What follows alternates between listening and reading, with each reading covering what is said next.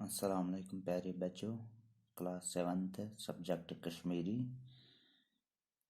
Page number 86 शेशीत lesson नाव डल।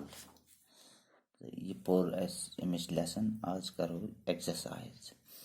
गोदनुक सवाल डल सर कोता ज्योट तो खोल तो अमुक जवाब डल सर 4 मील ज्योट तो 2.5 मील कुशाद। दोयम सवाल डल सर के जनूबी अंद किस बागस।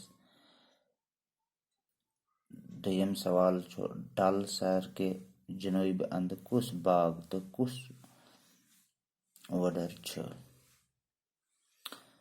जवाब डल सर जनूबी पास आचार चनार बाग तो सुलेमान टैंक वगैरह। त्रेयम सवाल डलस मशरक मगरब तो शुमाल तरफ कम कम जाय। अमुक जवाब डलस मशरक पास चश्म शाही, निशात बाग, शालमर बाग, हरवन तो शुमाल तरफ तिलबल, हरवन तो मगरब अंद नसीम बाग, हजरत बल, कोह मारान, बेतुल। सवाल नंबर 4 डलस कस बागिय तो अमुक जवाब डलस 3 बागिय, बोड़ डल, लॉकुट डल तो सदर खोन।